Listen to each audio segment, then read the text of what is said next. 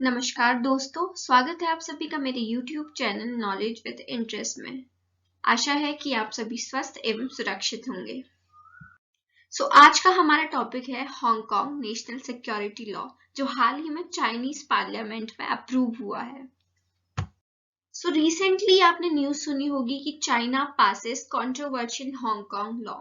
तो इस वीडियो में हम जानेंगे कि क्यों ये sentence China passes Hong Kong law नहीं है, क्यों यहाँ पे कंट्रोवर्शियल जुड़ जाता है।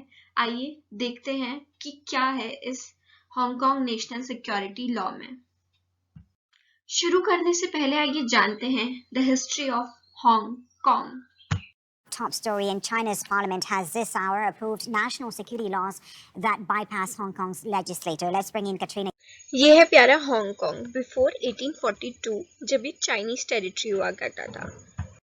और 1842 में हुआ start first opium war between the Britain and the king dynasty of China.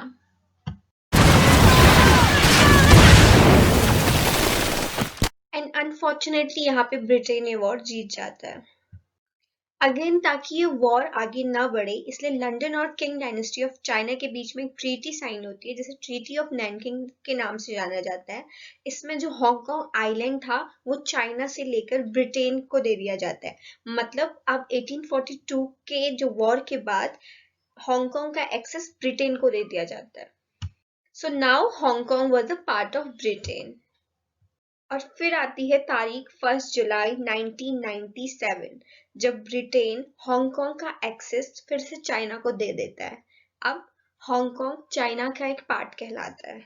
But speciality ये थी कि अब हांगकांग एक चाइना का रीजन नहीं बल्कि एक स्पेशल एडमिनिस्ट्रेटिव रीजन कहलाएगा। उसके अलावा हांगकांग में वो सारी चीजें मान्य नहीं होंगी जो चाइना में थी। उसके अलावा हांगकांग का एक अलग कॉन्स्टिट्यूशन होगा। तो अब हांगकांग जो है एक ऑटोनॉमस एडमिनिस्ट्रेटिव रीजन था चाइना का। आइए जानते हैं कि ऑटोनॉमस एडमिनिस्ट्रेटिव रीजन आखिर होता क्या है। अगर सिंपल सी टर्म्स में हम कहें तो किसी भी कंट्री का एक छोटा सा पार्ट या छोटा सा रीजन जिसमें कंट्री का गवर्नेंस ना होके एक सेल्फ गवर्नेंस वहां पे होता है। इसके अलावा हम कह सकते हैं कि कंट्री में जो रूल्स हैं वो वहां पे फॉलो नहीं होते हैं, उसके खुद के रूल्स होते हैं। इसके अलावा कुछ हद तक उस कंट्री का उस छोटे से रीजन में एक्सेस होता है, बट पूरी तरीके से कंट्री का एक्सेस उसमें नहीं होता है। हांगकांग में अब एक नया सिस्टम लागू हुआ जिसे वन नेशन टू सिस्टम्स के नाम से जाना जाता है। इसके अंडर चाइना ने हांगकांग को ये अथॉरिटी दी या ये राइट्स दिए कि हांगकांग अपने इकोनॉमिकल एंड एडमिनिस्ट्रेटिव जो डिसीजंस हैं वो खुद ले सकता है। अगर सिंपल से टर्म्स में कहें तो अब हांगकांग चाइना का पार्ट तो था, but at the same time वो चाइना से इंडिपेंडेंट भी था। और इसके साथ ही एक मिनी कॉन्स्टिट्यूशन तैयार किया गया जिसे हांगकांग बेसिक लॉ के नाम से जाना गया। बट एक खास बात जो इस बेसिक लॉ में थी वो राइट्स जो हांगकांग के लोगों को दिए गए थे जो चाइना के लोगों को कभी नहीं दिए गए थे, such as freedom of assembly, freedom of speech, freedom of independent judiciary. But at the same time ये लॉ चाइना को अथॉरिटी भी देता है कि चाइना हांगकांग के लिए रूल्स बना सकती है बकायदा। These rules should be listed in annex 3 of basic law. But ये जो रूल्स चाइना बना सकती है वो डिफेंस और फॉरेन अफेयर्स से रिलेटेड होने चाहिए। और 2019 में चाइना एक नए लॉ के साथ उभरता है जिसे एक्स्ट्राडिक्शन लॉ के नाम से जाना जाता है। ये बहुत कंट्रोवर्शियल था। आइए जानते हैं क्यों ये कंट्रोवर्शियल था। सबसे पहले हम जानते हैं कि एक्स्ट्राडिक्शन वर्ड का मतलब क्या होता है। तो इन सिंपल टर्म्स एक्स्ट्राडिक्शन का मतलब है एक ज्यूरिडिक्शन अपने क्रिमिनल्स या जो एक्यूज है क्रिमिनल्स के उन्हें दूसरे ज्यूरिडिक्शन को डिलीवर कर सकता है। और इस एक्स्ट्राडिक्शन लॉ का हांगकांग में बहुत बड़े स्तर पर विरोध हुआ क्योंकि हांगकांग जानता था कहीं ना कहीं ये उनकी इंडिपेंडेंस में एक थ्रेट है। वो जानता था कि चाइना इस लॉ को लाके उनकी इंडिपेंडेंसी को खत्म करके उनकी ऑटोनॉमस जो उनको स्टेटस दिया गया है उसे खत्म करके हांगकांग को अपने कब्जे में लेना चाहती है। आप देख सकते हैं यहाँ पे बहुत सारे लोग हांगकांग में सड़कों पे उतर आए थे, बहुत बड़े स्तर पे ये विरोध हुआ था। और इसलिए कि ये विद्रोह दोबारा ना हो, चाइना ने अप्रूव किया national security law for Hong Kong. और चाइना ने बेसिक लॉ के एनेक्स 3 के हिसाब से अपने इस लॉ को वैलिड करार दिया।